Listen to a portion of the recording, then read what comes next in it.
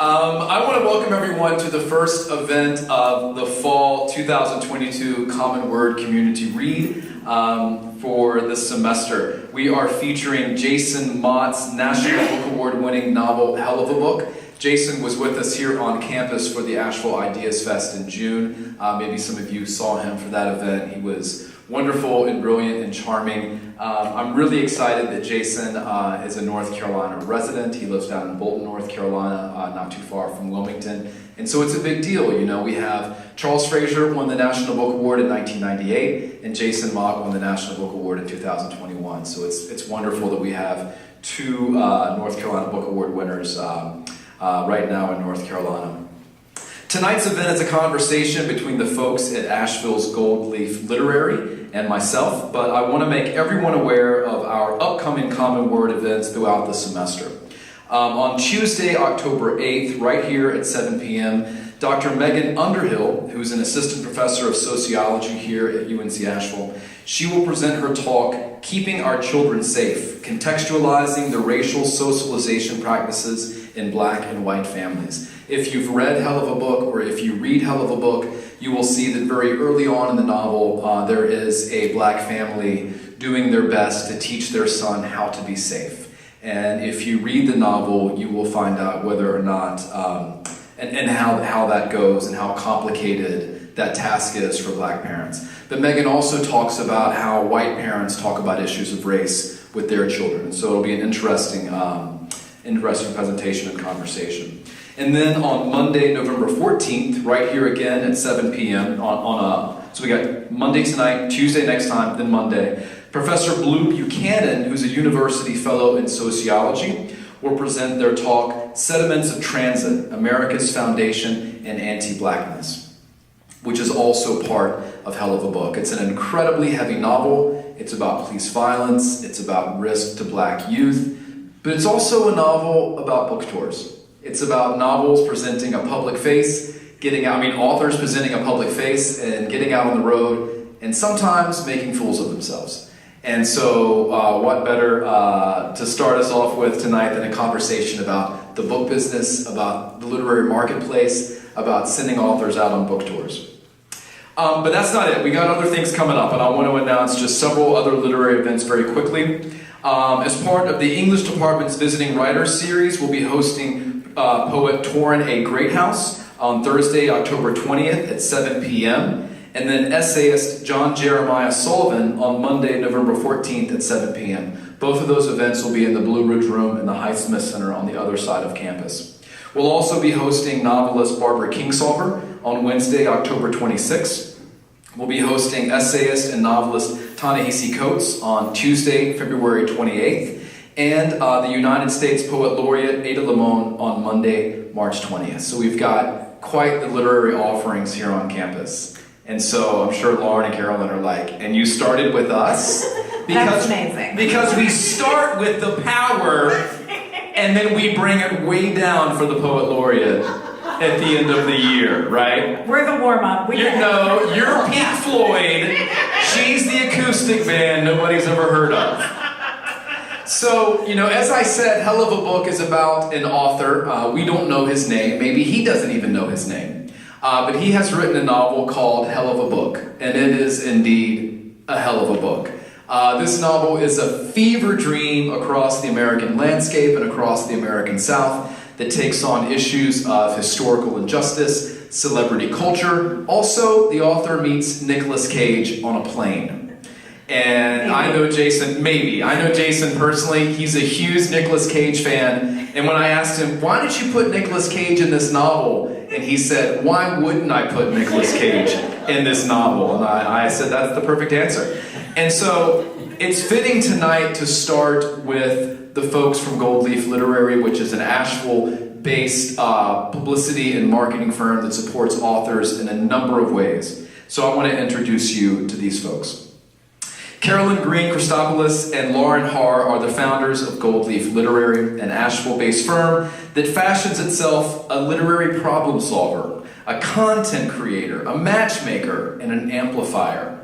Their clients include the #1 New York Times bestselling author Alan Gratz, New York Times bestseller Denise Kiernan, and many, many others.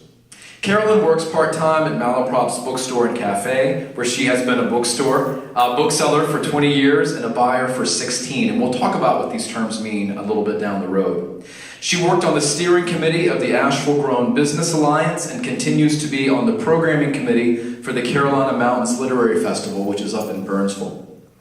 In addition to bringing authors and their works the attention they deserve, her focus includes strengthening community and promoting local businesses. We'll also talk about probably the role of local businesses in supporting authors on book tour. She and her husband live in Asheville with their daughter and their dog, Tiny Cakes. That's the name of their daughter. Tiny Cakes. The dog's name is Allison. Lauren has worked in the book world for 20 years as a bookseller in Asheville and Albuquerque, an assistant at literary nonprofits in Santa Fe, an intern at Grey Wolf Press, and a marketing assistant and publicist at Coffee House Press. She spent 8 years at Malaprop's Bookstore Cafe, where her passions were connecting readers and books and assisting the events program. She lives in Asheville with her husband and daughter, and she holds an MFA from Spalding University's School of Creative and Professional Writing. Everyone, I want to welcome Carolyn Christopoulos and Lauren Mott. So I want to say at the outset, y'all might notice that we're a little bit giggly. I've known these two since before my first book came out. My first book came out in stores in 2012, but as early as maybe 2010 or 2011, I was sent on these kind of soul-crushing, kind of embarrassing jaunts to regional trade shows. And one of the regional trade shows I went to was called SEBA. It was in Charleston, South Carolina, the Southern Independent Booksellers Alliance. And SEBA represents about 700 independently owned bookstores throughout the Southeast. And I'm there. It's actually the fall of 2011, and my novel doesn't come out for maybe 7 months. And I've got a galley that doesn't have a cover. It's just a white book. It's got my name on it in like Arial font in blue lettering. And I'm supposed to give this to people and beg them to read it, right? And stand at a table beside super famous people like Pat Conroy and watch him sign 1 million books.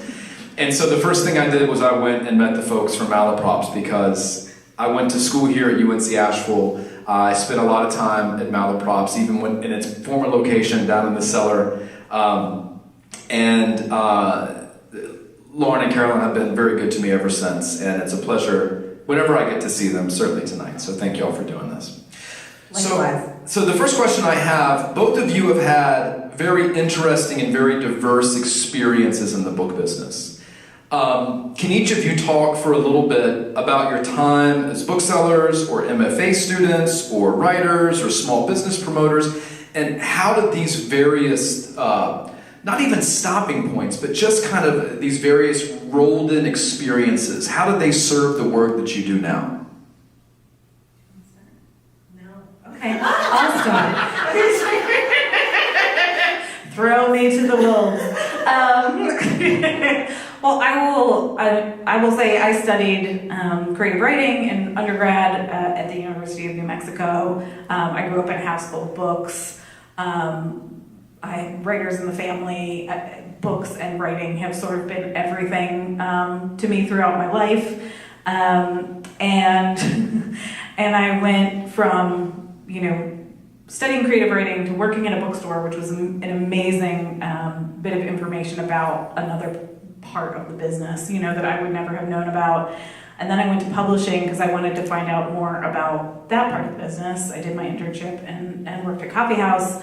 And that was tough because when I was interning at Grey Wolf, I was reading the slush pile. I was reading the submissions as an intern back in the days before Submittable, so they were all in their like nice little paper packets, and people had printed them out and sent them, and very few of them ever made it to publication. A few did, a few did. But that was tough as somebody who also writes and also loves to buoy people who are working in creative fields. It took a little while to recover from that. So I did the publishing thing for a while, and I learned so much. I just learned so much. And then I realized that what I really loved most was talking about books with people. So I went back to bookselling and stayed at Malaprops, and that is probably like going to SIBA and meeting writers and meeting other booksellers and seeing how bookstores do their thing and really paying attention to it from a different angle after being in publishing. I feel like, it just gave me a much better framework for doing the work that we do now, because I see that. Yeah, can you talk about what was soul crushing about the slush pile at Grey Wolf? For the folks who might not know what a slush pile is. Sure. Okay, so the slush pile is when somebody who doesn't have an agent just submits to a publisher, it goes into the slush pile. If you have an agent, it goes, the agent gets it to the editor. There's a little bit of a fast track that kind of goes through there. If you just submit blind, it winds up in the slush pile. What usually happens is that interns or somebody sort of like lower down on the rung reads through, sees if it's something that's, could legitimately be at the press, because a lot of times it's like, somebody's gift book about cats or whatever, and you're like, we don't publish that. They sprayed cologne on it? Yes, exactly. It's on like nice, filmy blue paper and like, some kind of crazy scrawl. So you go through that, at the intern level, and then if it's good, you pass it on to the editor and they take a look.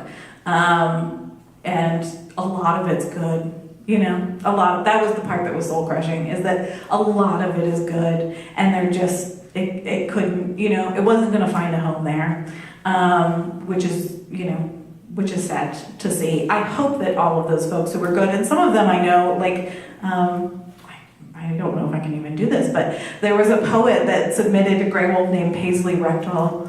And she is out there publishing books, all kinds now, but she did not get accepted by Grey Wolf at that time when we were interns. So yeah, my hope is that everybody found their best home, but it was hard to say, like, oh, you poured your heart and soul into this, and it's actually really good, but like, sorry. And Grey Wolf is not, one of the big 4 or 5 publishers, but they're a very literary, very influential press with major prize winners. I mean, Leslie Jameson's first book was with Grey Wolf, if I'm not mistaken. Absolutely. Yeah. So they're a powerful press. Yes, and they only publish, even now they probably only publish, 30 to 40 books a year, like they're not publishing, tons and tons of books. They have to be very selective. Yeah. Carolyn, what about you? Well, I just want to point out that you got some free advice. Do not print your manuscript on filmy blue paper. Or spray it with terrible scrawl and submit it to Grey Wolf. I had a different experience in that I was not that interested in literature or books. I studied music in college. I was going to be a conductor. And then I realized I really didn't like being in charge of people. So I did not know what to do. So naturally I got my bachelor's from Mount Holyoke College. So I worked on a farm. And basically, Malaprop sort of, it didn't find me. I found Malaprops. I moved to Asheville. I was just chasing Asheville. I was like, this place looks like a great place to be. And I got to Asheville and I went every single day to Malaprops and ingratiated myself like flagrantly to the manager there, who was also a Libra like me, so she liked me. Anyway, so I had no experience before going into books, and I realized that it's the best industry in the world to be a part of because it has the best people. And I have learned so much along the way, and I've learned what I can bring now to Gold Leaf, and my years as a book buyer are really, really helpful. So helpful. To people that we're consulting with who are interested in selling their books, because I looked at books for years and decided if Malaprops wanted to carry them or not.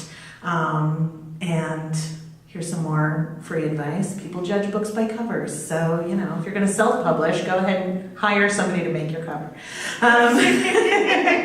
And through Malaprops, I learned about small business and the importance of small business within a community and what we can all do to take part and yada, yada, yada. And what was fun about reading Hell of a Book, have y'all read it yet? Or no? Yes, some people? Okay. Is that there's some really embarrassing pieces about what we do as book cheerleaders. It's like be authentic, but not too authentic. We'll talk about that in a moment. Okay, yeah. I want to talk about, y'all met and connected at Malaprops. Can you talk, did you manage the store? Did you run the events? I ran the events for a very hot minute That's after how I left. remember you Yes. as running events. Alsace, I forgot about Alsace. And then you were the book buyer. So can you talk about, oftentimes when we think about books, especially in America and maybe globally now, we think, if I could just get my book on Amazon, then I'll know. Then I can email it to somebody, or I can get on the computer, and anywhere in the world you can see my book on Amazon. But speaking from experience, Amazon is where people go to buy books. Amazon is not where people go to find out about books. So can you talk about the role of Malaprops and small independent bookstores, and then in a little bit we'll get to the more nuts and bolts of Gold Leaf, but just your experience in the independent bookstore community as a book buyer, as an event planner, working with authors, and what you've learned about the book business. There's definitely no bitterness on behalf of booksellers about that little equation that Wiley just described. None at all. None at all. Yes, we're well aware that people come and they look and they decide what they want to get, and then they go home and they buy it on Amazon. And we're grumpy about it. And so we make our little rules. Basically, that's really how I've responded. I am still, even though I'm on parental leave, I have a baby. I am still the consignment buyer because it is the worst job in the bookseller world, and I really love it. I really, really love it, and everybody else hates it. So I have some job security there. So if you are self-publishing, you will submit your book to me, and I will tell you, do not... And she will judge. I will judge the book by the cover and all the things that it says in it, and and books that mention Amazon or that are printed on the book, I'm not going to put that on the shelf. That's where I draw the line. But yeah, Amazon made a big, big impact on the bookseller community. Although over the course of time, what's interesting is that the pinch seems to be a little bit more in the big box bookstores. People realize that they're getting this really fun experience at independent bookstores, and they want to maintain that experience. And Barnes & Noble just doesn't bring that. That's not what they do. They always provided just inexpensive copies of the book, and you can get them even cheaper on Amazon. Yeah, absolutely. But yeah, a lot of the discovery is happening in the bookstores, and that one of the cool things for me about doing events was if you have an author event, then you have to order in a pile of copies, right? Because you don't want to just have one or two copies on the shelf, which is what you normally have with like any old book. So you get a pile of copies, you get to put them in the front window, you get to have posters around. You really it really ups the discoverability factor, which is really, really fun. And then sometimes you get to have somebody really amazing in and just provide this gift to the community where they're I am here with, the folks who wrote Wildwood with Colin Malloy and Carson Ellis, or I'm here with Tom Robbins, or, Gene Hackman, whatever. And that's so cool to be able to give that to the community. Those people don't maybe need the discovery, everybody knows that they've got a book out, but you get to sort of provide access, a moment to be in the same place together with the events program. That was the thing that I loved about doing it, and just getting to shoot the shit with authors.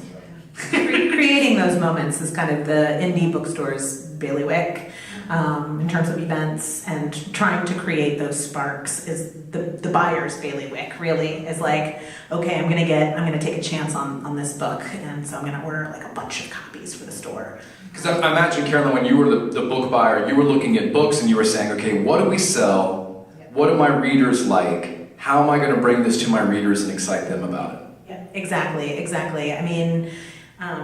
That's another fun thing about indies is that they all have their own vibe. It's we have the John Grisham books, but we don't have to have the John Grisham books. What we have to have are those weird-ass indie press books that you're not going to find elsewhere, so that you can really, tickle somebody's brain and get somebody really excited about something that they didn't know existed. On any given week, like go look at the top 10 bestsellers at Malaprops and just see what's on there. It's always fascinating. Like you get the big ones and then you get some stuff like you may not have heard anything about, and it's just so fun. You know, when I think about independent bookstores, I think about going out on my first book tour. Maybe we'll tell book tour stories a little bit later. I did an event at Page and Pallet in Fairhope, Alabama. And it's a great store. I did mostly indies. I almost always do indies when I go out on the road. But I remember there were 6 people at my event. I think 2 or 3 of them worked at the store. They acted like they didn't, but I think they did. And I signed 80 hardcovers. And I remember telling the manager, saying, I feel bad I'm signing all these books and the artist's going to have to sit in the back. And a week later he said, we sold every one of those hardcovers. Because I came into the store and I got to know the booksellers, and everybody who came in the store said, oh, here's a new book by this guy you've never heard of. Here's a new book. You know about these other big books. And Amazon doesn't do that. You know, Amazon tells you what you're already going to buy, not what you don't know about. You know. Yeah. Can y'all talk about some of the services you offer clients? Like maybe start with someone like Alan Gratz or Denise Kiernan, like how when they have a book come out or they go out on book tour, what do you do for someone like that who's already on the New York Times, who's already got a platform? And then how do you work with people who bring you manuscripts and say, can you get me to the next level? Let's go established to desirous. Sure. Well, I mean, for both Alan and Denise, we started working with them actually as author assistants, so kind of helping them with behind the scenes stuff because they have a lot going on and they needed that in order to be able to write new books. They needed some help. And then we wound up doing some publicity and promotion stuff with them. But there's always space, and you know, one of the things we hear from a lot of authors, regardless of who their publisher is that they feel like their publisher isn't doing everything that they can for the book. And I think that that's often true because the publishers have minimal staff and they have lots of books coming out. If they're a big publisher, if they're a small publisher, we might not have any staff, you know, doing marketing and publicity. So, you know, we can fill in and we're very flexible. Our big thing that we love doing is working with bookstores because those are our people. So with Alan, he's such a peach. He's one of the nicest people on the planet. And he had some really good sales with his books, and it was his career was coming to the next level, and we just wanted to help push him just a little bit. So, you know, we helped set up a special tour for a couple of books, the second of which was Refugee, which is one that has barely left the New York Times bestseller list since. Setting up a tour with him with bookstores and partnering. We brought in refugee organizations in each town where bookstores were to partner and talk about the work that they did. It brought awareness to their very important work, and it also expanded the audience for the book, and it felt really loving and holistic and communal, which is the kind of stuff we like to do. And that was the first book of his that hit the New York Times bestseller list. Yeah. So we sort of feel like a lot of that pushing really contributed to that. Yeah. So, and with Denise and Alan, we're what do you want? You want us to pick up your dry cleaning? We'll go do it. What do you need?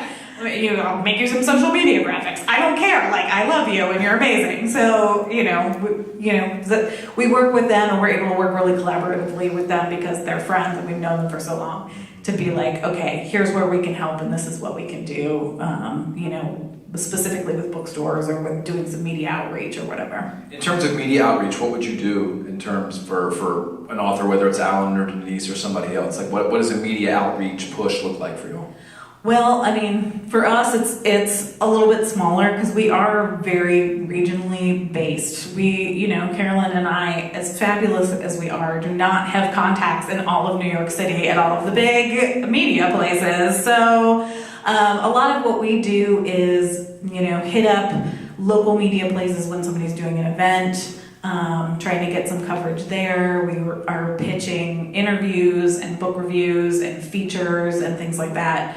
Trying to get radio or print. And I think it's been really wonderfully beneficial for the authors because so many of the publicists that we're working with in-house, within the publishers, they don't know about the Citizen Times. They don't know about the Mountain Express. They know that they exist maybe. fancy, but like they're not pitching. WNC magazine, Right, or or Matt Smoky Piken at WCQS or whatever. So like we've got some contacts and we've got some knowledge of what's happening regionally that they're just like, oh my God, I've got like this one press release. I'm just going to send the same thing out to like all these national publications. So, yeah, because when you say in-house publicist, what you mean is the publicist who works for HarperCollins or for Penguin. And they're pitching, we're open for review in the New York Times. I've emailed the in-house thing every day, and fingers crossed.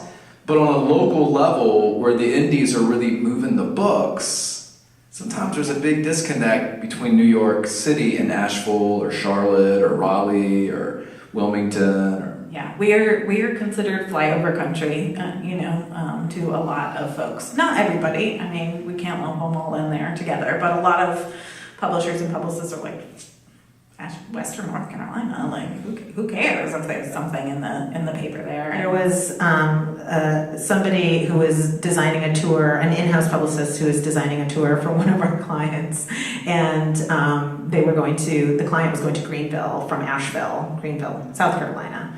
And they got them a ticket from Asheville to Greenville, North Carolina, or had a flight or something going from like someplace to like Greenville, North Carolina. It was like, no. They just don't know. Well, can you talk also about what you do with manuscripts when someone comes to you with a manuscript, working on manuscripts, bringing your knowledge of the industry and all of the reading and your MFA and all that stuff? How does that work? It looks a little different for everyone, of course. My biggest advice to folks that come to us at that stage is really to take our class through the Great Smokies writing program here at UNCA. And it's called the Literary... October 18th. That's right. My birthday. It starts when, January 18th? October 18th. October 18th. Get online and check that out. Is it in person? Is it virtual? It's in person this year. Yeah, it's in person. Very exciting. But it's a class that we call the Literary Ecosystem, and we really talk a lot about the industry kind of in this holistic way. And so wherever you are within the ecosystem as a writer or an author or a hopeful author, you will learn a lot about what you can do. And so a lot of times that's what it is. It's like people are coming to us with manuscripts. We might point them in the direction of a local editor who can help them with their work.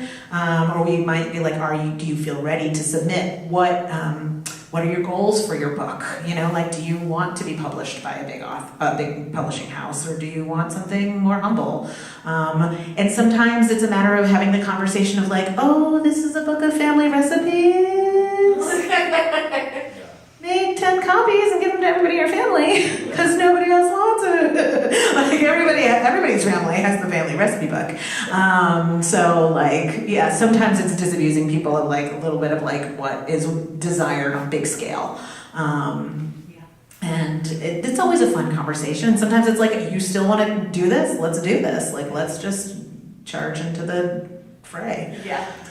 And we do, so another person we work with frequently is Joanna Sullivan, who teaches also sometimes here at UNCA, who's a wonderful editor, and she does some manuscript consultation for us with folks.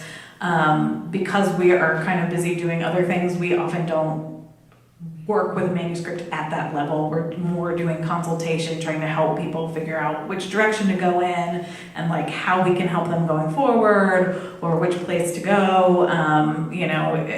Sometimes they need, ideas about where to submit things, or do they need an agent, or, those kinds of things. So we do a lot of that work. I will say Tom Rash is a fantastic editor. If anybody has a manuscript and needs somebody to edit it, he's wonderful. Yes, if you write literary fiction, go to Tom Rash. It's Ron Rash's brother, who's over at AV Tech. And Jody Goldenbaum, we shouldn't forget about her. Jody Lynn Anderson, the author. So let me ask you, given your work experience, and I know you also have, broad literary taste in terms of what you like to read, what you like to write. Whenever I think about agents, I always tell people who are going out for agents, don't query an agent with your literary novel who only represents science fiction, right? Don't query, you know what I'm saying. Yeah. So What kind of clients do you get really excited about as individuals? That's a good question. Oh, for me, it's just people like that are fun to work with, and I don't care what they've written. Yeah. At all.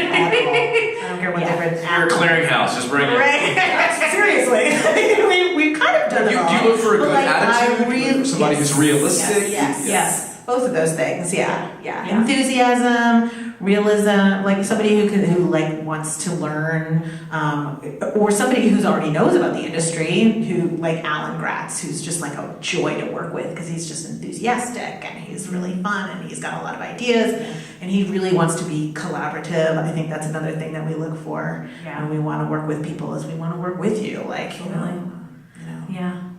Yeah, and we want, I mean, the quality of the writing, of course, is important, but in so many ways, attitude is a huge part of it. And so, being able to work with somebody who's like open and kind and not a jerk face is, that's great. That's like, what we want to do. We also want to work with people who will listen to us and take our advice.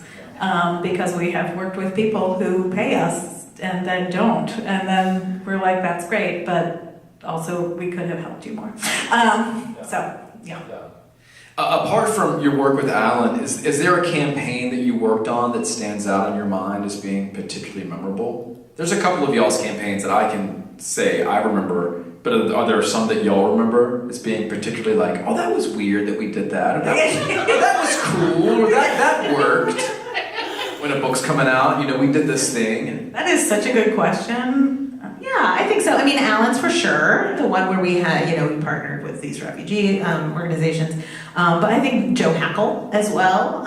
She was a challenge in some ways, but her book was called Smack Dab in the Middle of Maybe. It's Middle a grade. middle grade book that means like for like 9 to 12 age readers.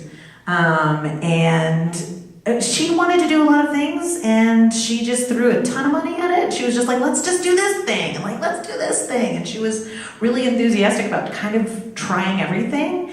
And we were a little along for the ride. I mean, it was fun. Frustrating. We learned Like, so much doing all these different things and trying. What were some of the things that you did? The launch down at the I went to Jackson, Mississippi. We had a pre-book event in Jackson, Mississippi, which is where she is from outside Jackson, and the book is set in Mississippi. And we had a cool dinner for like librarians and booksellers and stuff like that at the Mississippi Art Museum. That's gorgeous. I got to eat comeback sauce for the first time. If you haven't been to Mississippi, go get you some comeback sauce. It was fantastic, and that was just fun. We hadn't put something like that together before, and it was just a blast. And then we got to make all kinds of like fun swag to try to give to students and teachers and stuff. Talk about swag. What is the role of swag in the publishing industry? It's like, here, you throw this away. Swag is a lot of fun, especially for young people. So like teenagers and children love swag. And swag is like the stuff. It's like the keychain with the book on it, and so temporary tattoos, stickers. We had the keychains. We had Flashlights. and like little pads of paper with tiny little pens. The rubber kids went bracelets. bananas. We made the rubber bracelets. We made rubber bracelets. That's right. I was in a bookstore outside of St. Louis this summer for a library event, and I brought home Dogman pencil cases. Nice. I bet they went crazy. Do they unzip? I guess I need to get some pencil cases for the next book. It's legit. Wiley Cash. But adult swag, I mean, it's amazing how effective it can be. Yep. Koozies, tote bags. Yep. When I worked at Coffee House, occasionally we would have like a book that we were like really excited about. We wanted to kind of like turn the reps onto. So if you work at a publisher that's distributed by anybody, there are book reps that go into the bookstores and they sell to the book buyers, and then the book buyers pick, what to come in. So when we were there, it was like, what can we give to the reps to excite them about the book? So we would do swag from that side for the reps, And we did one book, it was called Furman. It's about a rat that learns to read by eating books in a bookstore in Boston. It's such a good book. It's like existential, amazing. The author was 65, first book when it was published. And we had like little plastic rats that we like gave to the reps, and that was so fun. We can talk about the reps in a moment. I want to leave some time for questions because I want to talk about reps too, because they're like pharmaceutical salespeople. Yeah. They come in and they try to romance you over the book and take you to lunch and tell you to buy however many units of whatever book. One campaign that I remember very clearly is Andrew Lawler's campaign for the Secret Token. Can y'all talk about that one and maybe talk about that book? That book was great. That book he's a genius. Yeah. He's amazing. He's another Asheville author. He's local. So yeah, that was one we worked very closely with Joanne O'Sullivan on, just trying to like get him into the right bookstores and hit some of the right media outlets that he wasn't already hitting. I mean, he's well published by the article actually that became the book originally was on National Geographic Online, and then it was in the magazine later. So he had some kind of high level stuff, but what he needed was more mid-level, more local, things like that. So that was where we were putting the greatest push. Yeah, I think that was interesting because I think he was struggling. His book was about the lost colony of Roanoke, and that's right? I have a baby. Yeah. I can't think. Thank Right. you. Okay, I was like, it's Roanoke, it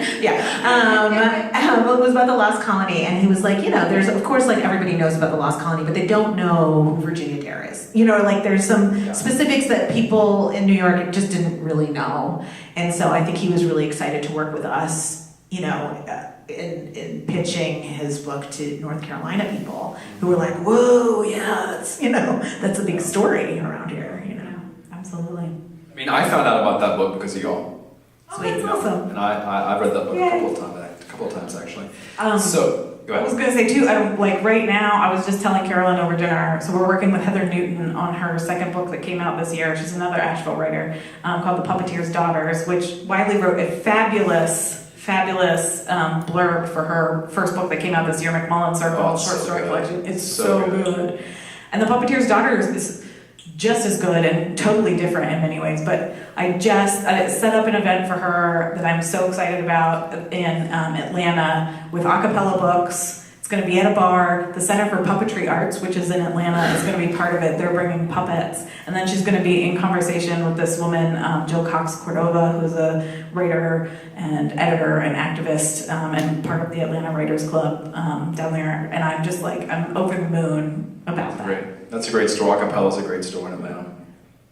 So in Hell of a Book, there's a really funny scene where the author goes in for media training. I love this. He has this very overbearing agent named Sharon. And Sharon is, always on her cell phone. She's always got something, she's ahead of him 10 paces, telling him what he should do and not do, and don't wear this blazer and don't wear that blazer. And Jack is the media trainer. He smells like Axe body spray, he's super tan, he's very handsome, and he says at some point, is that what you're gonna wear? That kind of stuff. Oh, I didn't know you were black. Right? Is it a problem that I'm black? No, we'll just have to work with it. He says a lot of stuff like that, right? And so they kind of coach the author about, you are your book. Go inside your book. You are a maze. Your book is a maze. Lead us out of your maze. And some of that stuff is based in truth. It's based in reality of when you really get alone in a publisher's lunch or in an agent's meeting or something like that. When y'all have an author go out on tour, and I know you've got some experienced authors in the stable, but when you send someone down to that event in Mississippi who's a debut, do you pull them aside and say, look, don't we talk about the next book tonight that you just started? Don't talk about that. What do you do? How do you coach them up about how to navigate media? We tell them to be really nice. Yeah, that's about it. That's a big part of it. Don't be drunk at your event. and be really nice to the booksellers, because like you said, 6 people were going to be at your event, 2 of whom are going to be the booksellers, so you're going to charm the pants off of, so all 80 of those hardcovers are going to sell. Because of the the tail, the length of the event or whatever. So, it really depends, on author. Like some people, you're like, oh, you're fine, you've got it. Like, be like, you're great. You do Wiley, you're great. And some other people just don't know how to talk about the book. It's really hard. I mean, to talk about something that you know so intimately, word by word, and there are like tens of thousands of words in there. So sometimes we have to be like, okay, this is how you break it down. This is how you tell the story of the story. It's often like a lot of events and interviews and things are the story behind the story. How did this come to be? What was the motivation, and how many burritos did you eat while you were writing it, and like all of those kinds of things. So, sometimes there's a little bit of coaching in that direction. I remember Laura Dave's book, The Last Thing He Told Me, which I think is still on the Times list in hardcover. It's been there since like last year sometime. And the thing that I remember about that book, she and I did an event together over Zoom when it came out for SIBA. But the thing I remember about that book was she listened to the Bruce Springsteen song, If You Leave Me Behind, or what I can't remember the name of the song. That was the only song she listened to. And you could tell, she was a great interview, and it's a great book, but you could tell that was the story behind the story. She was like, every interview, I'm dropping that in, I listen to the same song every time, and that's my thing outside the book, right? Yeah. So that's what I remember almost more than the book itself, right? Yeah, absolutely. And I mean, I think that's what a lot of, people want. I mean, when you get to the Q&A portion of any event, a lot of people are like, where do you sit while you write, and like, do you write every day, and like sort of the background of the writer's life, and those little nuggets are the things that you can't get. You're not going to get on the marketing copy on the back of the book, or in a standard sort of like, this is what the book's about. That's the fun stuff. Yeah. And it's more interesting than my book is about. It begins in 1955. People are just like. Right? I mean, it doesn't matter. I mean, try to explain the plot of Cold Mountain, which is one of the best books I've ever read, and 30 seconds in, you're like, come on, man. Like, right? What song did you listen to while you were writing it? Was it the same Bruce Springsteen song, or was it a different one? Exactly. And so I think it is important to kind of have that story outside of the story. That's really good advice. Speaking of advice, and I want to leave some time for questions from folks on Zoom. I know we've got quite a few folks on Zoom. And I want both of you to answer this. Aside from writing a lot, what are some things that authors can do who are unpublished, maybe who don't have books? What are some things they can do to make a difference in their careers? Read a lot. Yeah. And read a lot. Read a lot of the books that are kind of like the book that you're writing or wanting to write. So if you're like really into fantasy, read a lot of fantasy, current fantasy. Yeah. Having current, I mean, the notorious comp title is something that drives a lot of writers crazy, and that's like publishers and agents and people want comp titles. So like, what is your book like? So, and they don't want it to be more than 2 years old. So you need to be like reading current stuff that's out there so that you can compare. Also, I think going to author events, finding out what you like and don't like, going to bookstores, meeting booksellers, meeting writers. I also really recommend writing to authors that you admire or people that you admire in the industry, not asking for anything, not to get anything back, but just to tell them you've seen what they do and you like it. Because that means a lot, and if you're in their position someday, you're going to want that. And also, you never know when it's going to start. Like, it could start a really cool friendship, when I think about the blurbs that I got for my first book, Bobby Ann Mason, Fred Chappell, Clyde Edgerton, Gail Godwin, those are people that I just found their email addresses or their P.O. boxes on their websites back when people put them on there. Aww. I just wrote them cold and said, I'm a fan, will you read my book? And they did. Yeah. And those were my first 4 blurbs. And that still happens. Can you talk about writing groups? You know, a lot of people say, well, I can never write a book because I can't afford to go to an MFA program at Warren Wilson, which costs $40,000 for a 2-year degree, right? I could never write a book because I can't do that. Can you talk about the importance of writers groups? You know, the Flatiron Writers Room, or the stuff that's going on at Malaprop, so the class that y'all are teaching here, and finding and building that community. Yeah. I mean, I'm actually not a writer, but I can just speak as a community member that being part of the community really will do you a lot of favors as a writer. And those writers groups, having a peer read your work, somebody who has no vested, like, it's not your mom, she's not going to be nice, you know. Yes. It's somebody whose work is to be critical and or to think critically about your work. That's invaluable. And then, you know, the groups that you mentioned, Flatiron Writers Room, I mean, they offer some incredible courses. Absolutely. It's Great Smokies Writing Program, incredible courses. I mean, we are in a hotbed of literary activity here in Asheville, so there's no dearth of options. Absolutely. And I mean, there are multiple ways now to find community too online. If you can't, you know, even if you're like, I can't even take a class right now, I don't have the cash for that or whatever, you know, following people on Instagram or going to the Flatiron Writers site and seeing when they have free events and there are mixers and talking to other writers. I mean, all of that just helps so much. And certainly if you could be in a writers group and read other people's writing and start to find, you know, what you like, what you don't like, what you think works and why and all of that, and then having that kind of advice back from somebody else, it elevates your work, and you want, when you send your work out for your query or, you know, to a publisher or wherever, you want it to be the best it possibly can be. That's your goal as a writer, to get it to the absolute best you can take it, and then, you know, it's on to the next thing. And I want to go back to something that one of you said a few minutes ago, the comp titles. You know, some of the most challenging things that I hear new writers say is, well, there's never been a book like mine.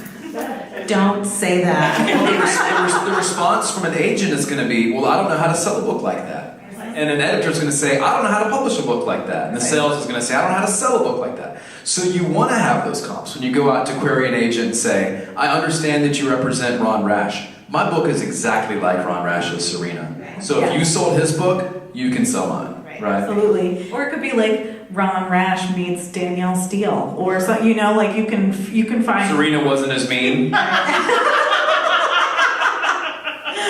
like I was thinking about that for Hell of a Book, and I was like, it's kind of like Murakami, but like in the South and black. Yeah. And that would get somebody's attention. Yeah. Because they'd be like, Murakami sells a lot of books. South, it's regional. It's a big regional identity. Mm-hmm. And it's a black that's diverse, that speaks to a particular readership. I'll read that book, right? That would get on somebody's desk and that would get out of the slush pile. Right.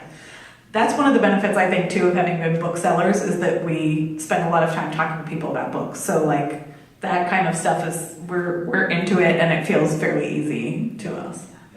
Are there any questions, either in the live folks here or on Zoom, Kevin? No questions coming up on Zoom yet, but anybody? Don't be scared. Go ahead. If you steal the book as a movie, do you all get involved in that? No, God, I wish we did. That's where the money is. No, yeah, we can advise on print book publishing, but yeah, unfortunately, not the movie stuff. Not yet. Not yet. The movie stuff's We do know interesting. some people who have some like film agents, but you know, we could maybe like tell you who those authors were.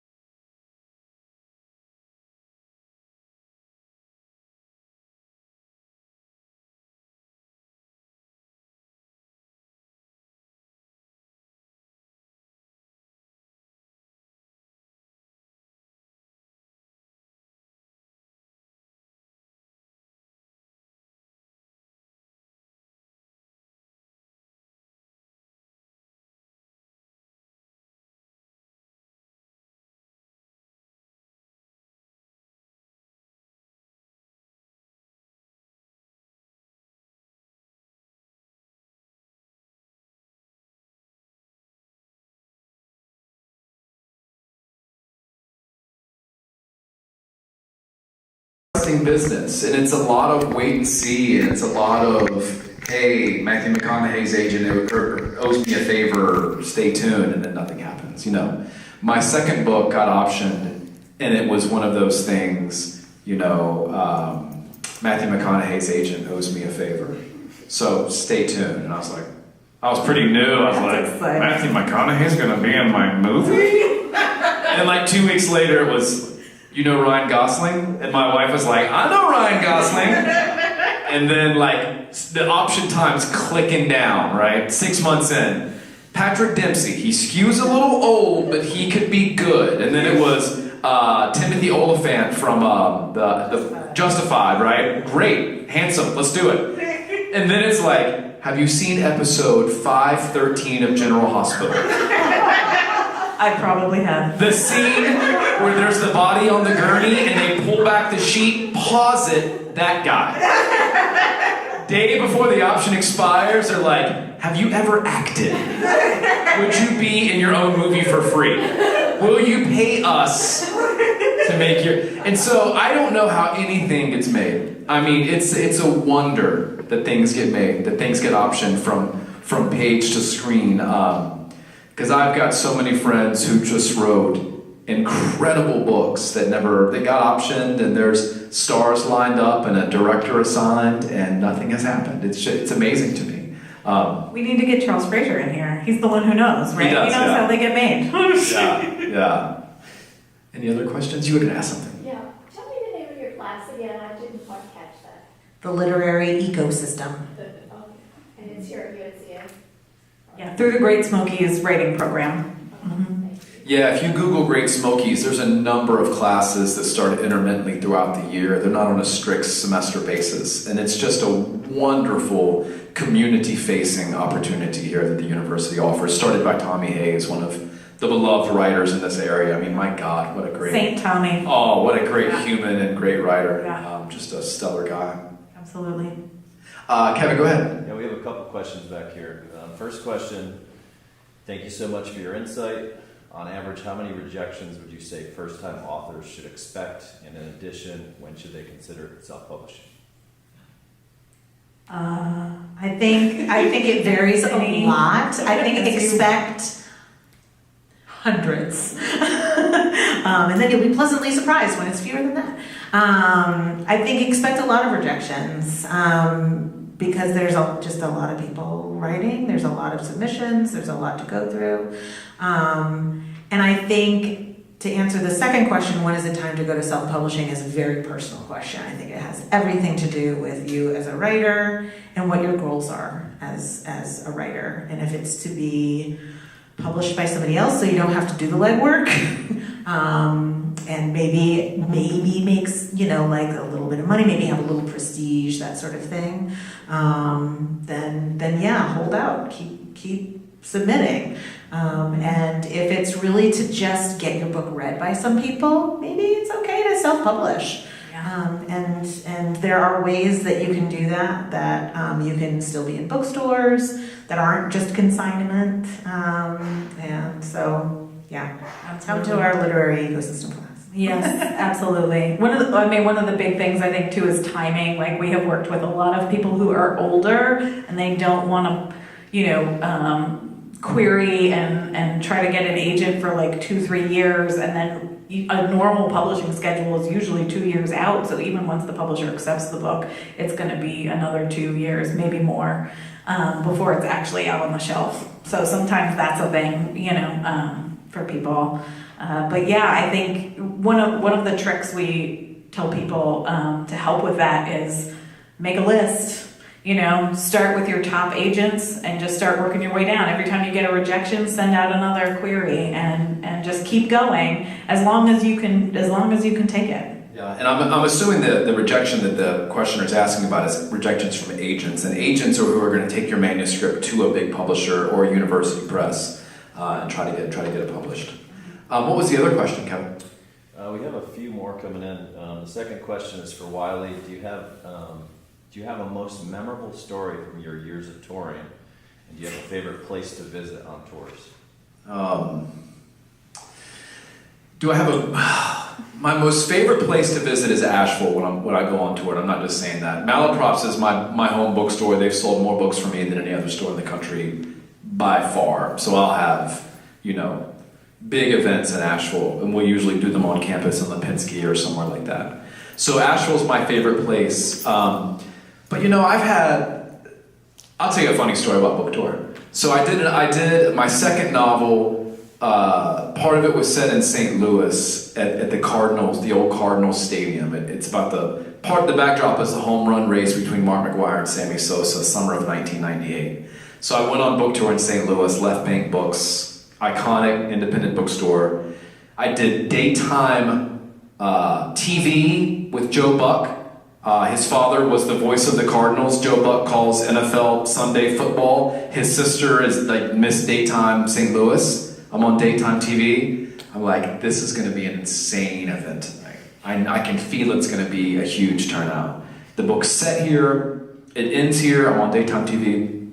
And I went to my event, and there were two people.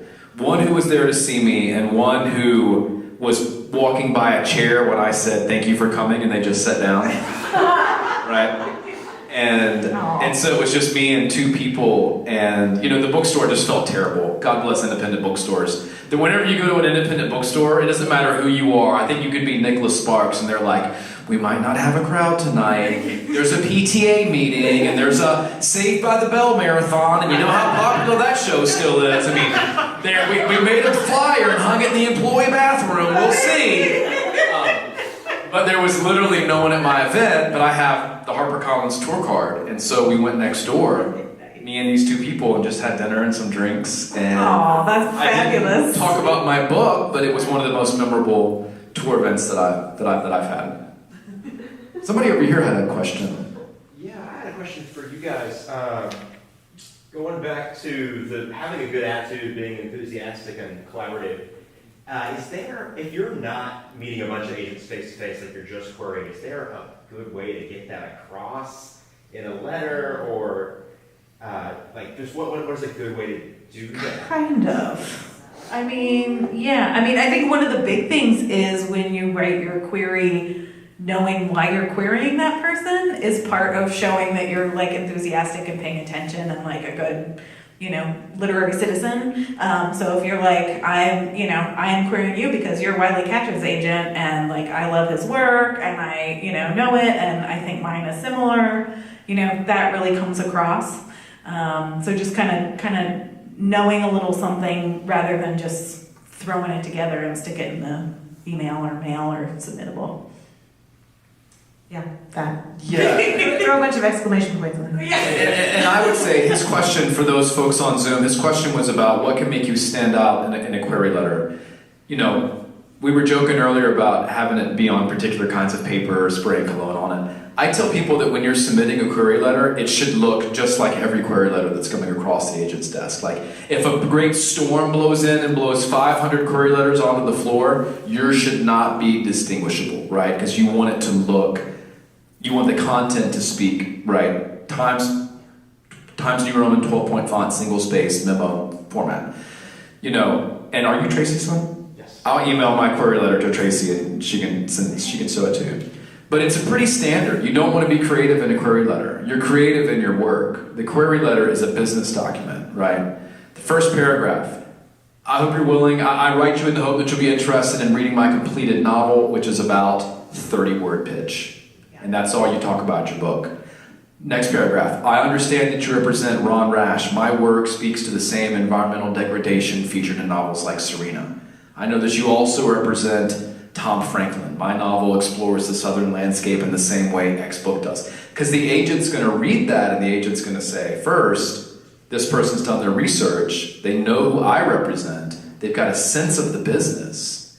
And I can roll out their book to the same editor that bought Serena, the same editor that bought Crooked Letter. Without even reading this book, I'm already thinking that, right? Next paragraph. I have a BA in creative writing from UNC Asheville. I studied I interned at Gold Leaf Literary, and that's something we can also talk about. Here's how I'm going and getting it, right? Here's how I'm putting myself out there. Final paragraph. Thank you for your time. I look forward to hearing from you. You know, plain old, plain old. But that's kind of what we've been talking about. It's knowing your work, knowing your comps, having a community. That's really what agents want to see. And following directions. And following directions. Whatever they tell you, Yes. they want you to send only that. Yeah, because some agents on their submissions page, they want the first 20 pages in a query letter. Some agents don't want to be queried at all. They only take referrals from other writers they represent. And so, and you also want to be aware of like exactly what's on their list. You want it to go to a specific agent, Dear Lauren Harr, not Dear Sir or Madame. Like, do we even do that anymore? You know? Ms. Chenandler Baum. Yeah. Her friends record. Kevin, other questions? Sure. I read your website and couldn't find any discussion about helping authors place articles in noteworthy sites, publications, as part of a PR strategy. Do you do this? If not, whom would you recommend? Yes, we do that. We should add it to the website. Yeah. We'll put it on there. Thank you. So email them tonight. They will help you do that. Can you talk about helping authors place things in publications, op-eds or? Sure. I mean, that's been a big move because book review coverage has shrunk exponentially year after year. So that's one of the best ways that authors can kind of help get some promotion for their work. So we're often helping brainstorm ideas for articles or for op-eds or whatever, helping flesh them out. And then trying to find the very best places to send them. And we often do it sort of like I said about queries, like here's our list, these are our top 3, these are our big guns. We're gonna try here first, and then we're gonna move down and see if we can find the right home. Yeah. And that goes back to the story behind the book, right? Your book's about 2 little girls and their father comes and gets them out of foster home. Can you write an essay on your experience as a father that we're gonna submit to Oprah magazine, right? It's amazing how broad you can expand the focus of a book. That Absolutely. There's so many things you could be talking about. Yes. Any other questions? Yeah, Tracy. Mom does want to know about internships. Yes, we are super lucky to work with both UNCA and Western to take interns. So apply away. Please apply. Just email us. Yeah, that's what applying is. Send us an email and say, hey, I'd like to intern for you. Y'all have had a number of my We've had- students as interns. Yes. It's been awesome. Also, Leo babysat for Cozy one night. It was Oh, awesome. Leo's the best. He's So- such a good writer. And, Sweet. What is Yeah. it? Anyway. Yeah, we've had amazing interns. It's been really, really great to work with these folks, and yeah. If you like what you're stepping in right here tonight, then this is what working with us is like. most of the It time. really, really is like this a lot. Except we'll talk a lot more about TV. were there any more questions, Kevin? There's one more. It's One more, last question of the night. It's kind of a longer question, so bear with me.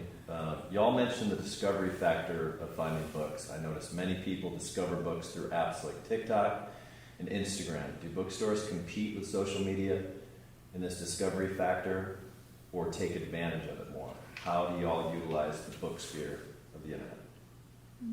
I will speak on behalf of Malaprops. I don't know if I really have leave to do that, but I will. I don't think that booksellers feel like they're competing with social media, TikTok reviews or Instagram reviews or whatever. I think they definitely love drafting off of it.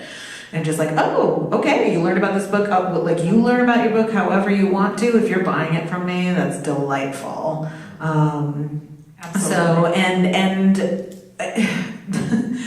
book selling is a funny, old-fashioned world. It's super analog. Like I worked at Malaprops before there was a website, a Malaprops website, and it was like, it was like DOS, it was like super entry level for a really long time.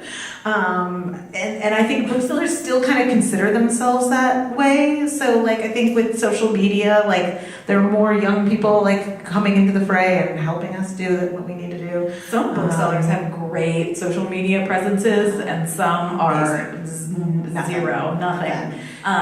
But yeah, like Carolyn said, as long as you're, the big thing is like the purchase point. The bookstores survive by people buying books from them. So find out where, like, discoverability is great wherever it can happen. It's where you spend the money that's important to the indie bookstores.